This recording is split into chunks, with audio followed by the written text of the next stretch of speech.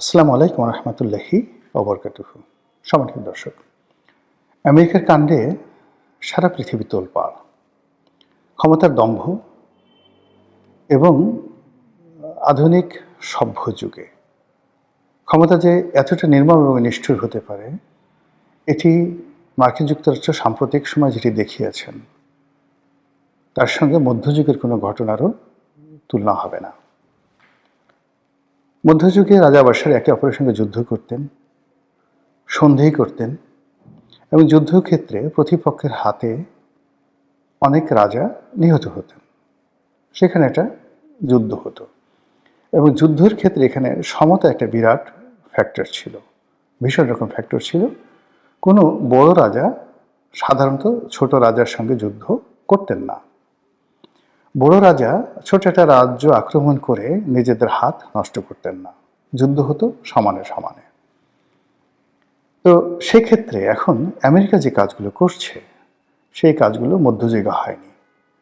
মধ্যযুগে যদি বড় কোনো রাজা চাইতেন যে পার্শ্ববর্তী কোনো রাজাকে পিঠমোড়া করে বেঁধে তারপরে ঘোড়ার পিঠে চড়িয়ে, হাতির পিঠে চড়িয়ে বা টানতে টানতে তার রাজ্যে নিয়ে আসবেন হাতকড়া পরিয়ে, এটা কোনো ব্যাপার ছিল না। কিন্তু এই ঘটনা কখনো মধ্যযুগে ঘটেনি। ওই সময়টাতে রাজনীতিতে রাষ্ট্রতন্ত্রে একটা পারস্পরিক মর্যাদাবোধ, সম্মানবোধ, এই জিনিসটি ছিল, যেটা এখন নেই।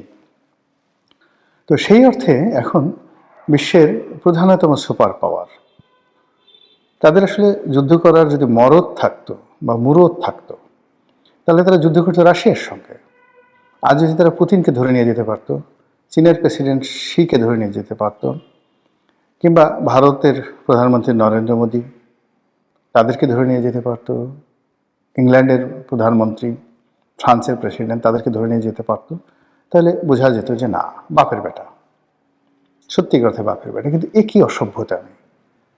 তারা যে কাণ্ড শুরু করেছে, মানে একটা দেশ তেল সম্পদ নিয়ে নিজেরা নিজেদের মতো করে আছে, সেই দেশের উপরে তারা একটা মিথ্যা আরোপ চাপাচ্ছে যে সেই দেশের প্রেসিডেন্ট মাদক চোরা কারবারির সাথে জড়িত এবং আমেরিকাতে যত মাদক আসে সব এই দেশ থেকে আসে।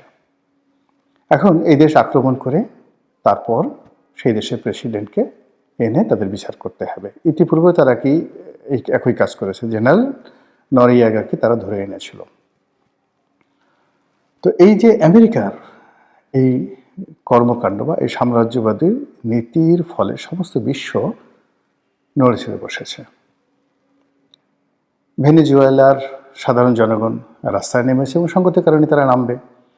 যে কোনো মানুষের যদি আত্মমর্যাদাবোধ, ন্যূনতম আত্মমর্যাদাবোধ থাকে, তিনি কখনো চাইবেন না যে ভিন দেশের কোনো রাষ্ট্রশক্তি এসে তাদের দেশের মন্ত্রী, প্রধানমন্ত্রী বা রাষ্ট্রপ্রধানকে একেবারে গাড়িতে করে তুলে নিয়ে যাক হাতকড়া পরা অবস্থা। এটা একটা জাতিসত্তার জন্য অপমান। এবং কোনো মানুষের ন্যূনতম মর্যাদা বোধ থাকলে তারা কিন্তু ঘুমাতে পারবে না, এটাই স্বাভাবিক। ভেনেজুয়েলার মানুষ ঘুমাতে পারছে না। দ্বিতীয়ত, তারা পৃথিবীর সবচেয়ে বড় মানে তেল রিজার্ভকারী দেশ। বিশ্বের 20% তেল এখন ভেনেজুয়েলাতে রয়েছে, যে তেলের মূল্য হলো $20 ট্রিলিয়ন। এখন এই তেল দখল করার জন্য আমেরিকা যে চক্রান্ত করছে, এটা পৃথিবীর যে কোনো বোকালোক বুঝে। আর এই কাজ করে ডোনাল্ড ট্রাম্প নিজেকে অনেকটা বেসামাল বানিয়ে ফেলেছেন, মোর দ্যান হিটলার। হিটলারের পোল্যান্ড আক্রমণ এবং দ্বিতীয় বিশ্বযুদ্ধের যে সূচনা, ওই সময়টাতে আপনারা যারা হিটলারকে মূল্যায়ন করবেন, ওই সময়টাতে জার্মান বাহিনীর আধিপত্যবাদ যারা দেখবেন, পরবর্তীতে ফ্রান্স দখল, ইটালি দখল, স্পেন দখল, ইটালিতে তারা দখল করেনি, স্পেন দখল করেছিল, এই সব মিলিয়ে রাশিয়াতে আক্রমণ, সারা ইউরোপকে তছনছ করে দিয়েছিল হিটলার। এখন এই যে ভেনেজুয়েলার যে আক্রমণ, সে আক্রমণ এটা তাদের পোল্যান্ড আক্রমণের মতো ঘটনা ঘটল।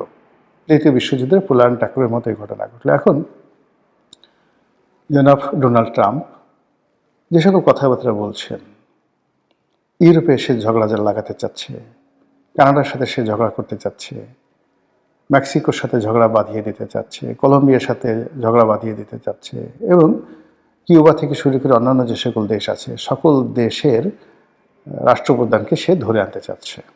ভালো কথা। তো আমেরিকার এই আধিপত্যবাদ যদি দক্ষিণ আমেরিকা মানে ইউনাইটেড স্টেটস অফ আমেরিকাকে বলা হয় উত্তর আমেরিকা, আর তার অপোজিটে যে সকল রাষ্ট্র রয়েছে সেগুলোকে বলা হয় দক্ষিণ আমেরিকা বা ল্যাটিন আমেরিকা। তো সেই দক্ষিণ আমেরিকার দেশের সাথে যদি আমেরিকার গণ্ডগোল হয়, সেটা আমেরিকা মহাদেশেই থাকবে। কিন্তু তারা সেই প্রথম মহাযুদ্ধের পর থেকেই এশিয়াতে তাণ্ডব চালিয়েছে।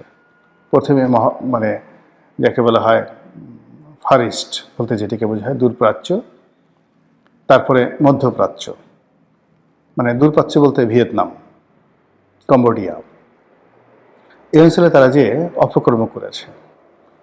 তারপরে এশিয়াতে আফগানিস্তানে তারা যে অপকর্ম করেছে, মধ্যপ্রাচ্যে তারা যে অপকর্ম করেছে, সেই অপকর্ম করে এই অঞ্চলকে লুটপাট শেষ করে তারা এখন তাদের যে নতুন যে থাবা তাদের নিজের প্রতিবেশীর উপর তারা দিয়েছে, দক্ষিণ আমেরিকার সেই ভেনেজুয়েলা, আর চেষ্টা করছে অন্যান্য দেশের প্রতি দেওয়ার জন্য। এবং যখন একটা প্রাণী দেখবেন যে কিছু প্রাণী আছে, বিচ্ছুর যে বাচ্চা ও জন্ম নেয়, জন্ম নেওয়ার সময় তার মায়ের নাড়ি ভুড়ি খেয়ে তারপর শেষে পেটের ভিতর থেকে বের হয়। এই হলো বিচ্ছুর চরিত্র। তো সেই দিক থেকে আজকের যে আমেরিকা, সেই আমেরিকার আজকের এই পর্যায়ে এসেছে মূলত ইউরোপের ঘাড়ে ভর করে, ইউরোপের শক্তি ব্যবহার করে, এবং ইউরোপ যুদ্ধ করেছে দ্বিতীয় মহাযুদ্ধে, আর ফল লাভ করেছে আমেরিকা। তো এই যে আমেরিকার যে অকৃতজ্ঞতা বোধ, এখন সেই অকৃতজ্ঞতা বোধ দিয়ে তারা ইউরোপকে আক্রমণ করতে যাচ্ছে, এবং সেটা শুরু করতে যাচ্ছে ডেনমার্ককে দিয়ে। অন্যদিকে আমাদের ভারতের যে নরেন্দ্র মোদী, সেই নরেন্দ্র মোদীর উপরও সে খেপেছে, বেজায় খেপেছে। ভেনেজুয়েলার প্রেসিডেন্টকে ধরে নিয়ে যাওয়ার পর সে সংবাদ সম্মেলন করছিল। তো বিভিন্ন মানুষ তাকে প্রশ্ন করেছে বিভিন্ন বিষয়ে। কেউ কিন্তু ভারত নিয়ে কেউ কোনো প্রশ্ন করেনি। সে নিজেই উদ্যোগী হয়ে, আপনার সেটা দেখবেন সংবাদ সম্মেলন, অবাক করা ঘটনা। এটা মধ্যযুগের পাগলা রাজারও এই কাজ করতেন না, আলাউদ্দিন খিলজিও কখনো এই ধরনের কাজ করতেন না। তো সে সাংবাদিকদেরকে বলছে যে ভারত সম্পর্কে আমাকে জিজ্ঞাসা করো। তো একজন জিজ্ঞাসা করছে ভারত সম্পর্কে, তখন সে বলছে যে ভারতের প্রধানমন্ত্রী মোদীর তার উচিত ছিল আমাকে খুশি করা। বক্তব্যটা চিন্তা করেন যে তার উচিত ছিল আমাকে খুশি করা, কিন্তু সে সেটা করেনি। কাজেই তাকে দুর্ভোগ পোহাতে হবে। মানে আগের দিনে যেটা হতো যে দিল্লিতে কোনো সম্রাট বসতো বা ইংল্যান্ডে কোনো সিংহাসনে বসতো, অন্যান্য করদ রাজা যারা ছিলেন তাদেরকে বিভিন্ন রকম উপহার পাঠিয়ে দিয়ে তারপরে নিজেদের গদি রক্ষা করতে হতো। একইভাবে মিস্টার নরেন্দ্র মোদী, তার কাছ থেকে ডোনাল্ড ট্রাম্পের যে আশা, সেটা হলো নরেন্দ্র মোদী তাকে খুশি করবে। এখন নরেন্দ্র মোদী সেটা করেনি। সে রাশিয়া থেকে তেল কিনছে, ইরানের সাথে সম্পর্ক বজায় রক্ষা করে চলেছে, এবং আমেরিকা সেখানে যে ট্যারিফ দিয়েছে সেই ট্যারিফকে সে পাত্তাই দিচ্ছে না। এখন ভারতের যারা মূলধারার গণমাধ্যম, তারা এই যে ডোনাল্ড ট্রাম্পের এই বক্তব্যে ভীষণ রকম খেপেছে।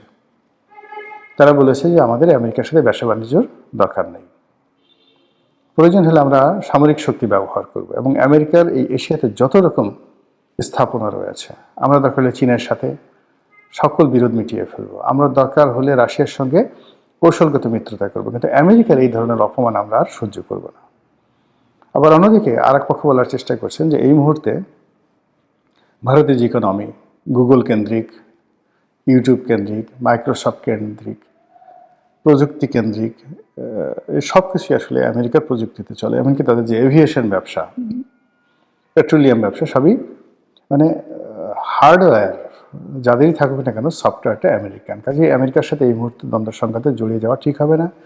যদি আমেরিকা অ্যাপেলকে দিয়ে তাদের পুঁজি প্রত্যাহার করিয়ে নেয়, KFC, Pizza Hut, YouTube, Google, Facebook সবাই যদি ভারত থেকে তাদের ব্যবসাপাতি গুটিয়ে নেয়, ভারতের অর্থনীতি দেউলিয়া হয়ে পড়বে জাস্ট 24 ঘন্টার মধ্যে।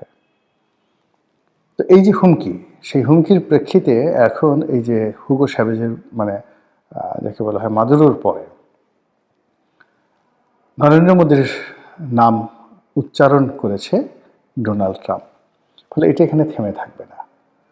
এবং ডোনাল্ড ট্রাম্প যখনই যে কথাগুলো বলেছে, যে পাগলামিগুলো করেছে, আপনি গিয়ে দেখুন তার সেই প্রথম টার্মে সে যে ক্ষমতায় এসেছে তখন থেকে আজ অবধি তার প্রতিটি কথায় কিন্তু ধারাবাহিকতা আছে। সে কিন্তু ভালো হোক মন্দ হোক আমেরিকা ফার্স্ট বা সে যে কাজগুলো করতে চেয়েছে, যে যুদ্ধগুলো করতে চেয়েছে, যে যুদ্ধ বন্ধ করতে চেয়েছে, সে সেটা মিন করেছে এবং করেছে। তো কাজে ভারতের সঙ্গে তার যে এই সম্পর্কটি, সেই সম্পর্কটি আগামীতে ভালো যাবে না। আর সেক্ষেত্রে ভারতকে শায়েস্তা করার জন্য যদি আমেরিকা বাংলাদেশকে ব্যবহার করে, এখানে ডিপ স্টেটের কার্যক্রম আবার নতুন করে চালু করে, তারপর এখানে যদি তারা আফগানিস্তানের মতো আল কায়দা তৈরি করে কেবলমাত্র ভারতকে দমন করার জন্য, তারা সব পারে। তারা যদি এই বাংলাদেশে জঙ্গিবাদকে উস্কে দেয়, তারা যদি বাংলাদেশে তালেবান নিয়ে রাষ্ট্র কায়েম করে ফেলে কেবলমাত্র ভারতকে শিক্ষা দেওয়ার জন্য, এটা কিচ্ছু না, একেবারে স্বাভাবিক ওয়ান্টুর বিষয়। এবং সেই কাজটি ভারত যদি করে, আমেরিকা যদি করে, তাহলে ভারত হয়তো সেটা মোকাবেলা করার শক্তি তাদের আছে এবং তারা চেষ্টা করবে। কিন্তু আমাদের কি কোনো প্রস্তুতি আছে? এই যে আমেরিকা এবং ভারতের যে অবস্থা হলো, বা এই যে আমেরিকা এই মুহূর্তে যে নতুন করে উন্মত্ত হয়ে পড়ে